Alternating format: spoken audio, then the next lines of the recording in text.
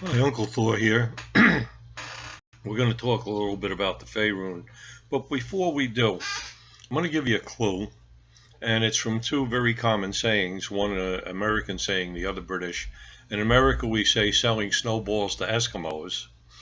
In Britain, they say sending coals to Newcastle. And the idea is sending something to somewhere where it has very little or no value. And something to consider as a starting point. You see, the Fe Rune may be an absolute principle as a rune, but in its manifestations to us, it's not absolute. Excuse me. My railroad cup. It's not an absolute value. Its value can change because Fe has to be managed. Something has to be done to increase its value. You say coals to Newcastle, they have all the coal that they can stand. But put it on a train and send it to London, and it increases its value. Snow to Eskimos, Eskimos have no use. But find a way to make a snowball down on the boardwalk during the summer, put it in a cone and put a little syrup on it, and people are going to come up and buy it. They're going to want those snow cones. So a lot of times it depends on, as they say, location, location, location. Not where you have it, but where you can sell it.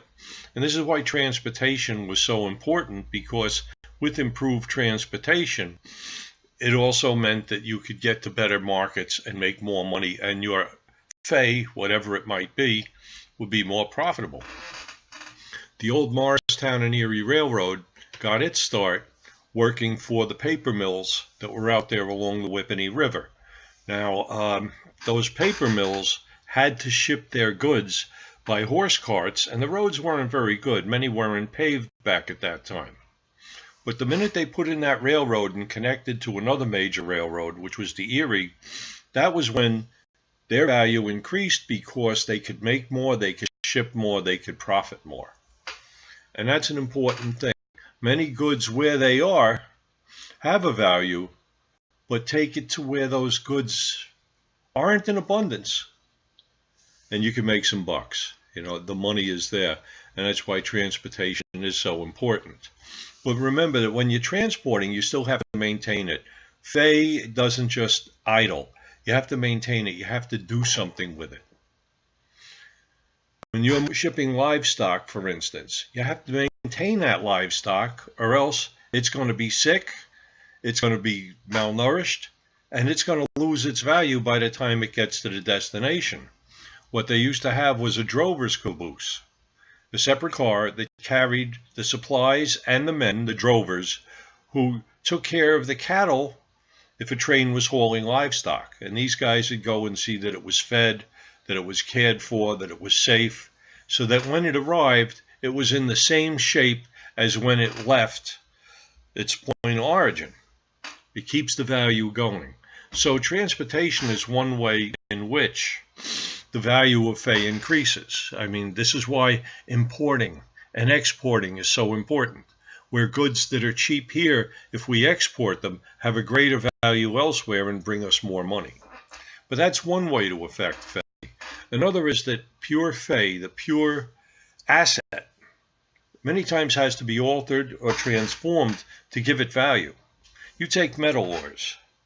Those things are useless until you put them in a smelter and start the purification process. And so that from this ore, like taconite or iron ore, you're able to make steel. From gold ore, you can get the pure gold. Ore needs to be refined, and then afterwards, the metal sometimes needs to be shaped or have other things do it to increase its value anymore. There we go. You know what I mean. I get a little tongue-tied there. You take steel, shape it right, you've got rails, and those rails are far more valuable than just pure ingots of steel. So it often has to be shaped or worked. Grown, such as you take seed, plant it, you have to wait for it to grow to increase its value. Some things you have to use crafts or skills or talents to alter it. Sculptors, maybe shaping clay. Marble sculptors, they would have to take the hammer and chisel to marble to chip away the marble. And that chipping away of the marble is actually an aspect of the Thurs rune. That destructive power, that break, to chip, to knock pieces off, that directed, projected force. So no one rune lives in isolation in the everyday world. They're worked on by other runes. And with the Fe Rune, can be pretty much a neutral thing. I mean, the original Fe is the hydrogen atoms that eventually became helium and such after the Big Bang and then became the matter that we know today. Well, Fe has to be worked. Fe by itself can be neutral. It's what you do to it to increase its value, either to bring it somewhere, to alter it, to improve it, taking raw milk, bringing it to places it's needed. Also, you can take it, you can make cheese from it and butter and increase its value. Same with eggs. You can powder them and such, add them as ingredients in prepared foods or food mixes, increasing the value. Almost anything you deal with, there's some way, something has to be done to increase the value. Now, this railroad mug, yeah, it's named after a famous train. This railroad mug is made of porcelain, clay. The clay is pure Fe. I'm sure the amount of clay in there wouldn't even cost a nickel.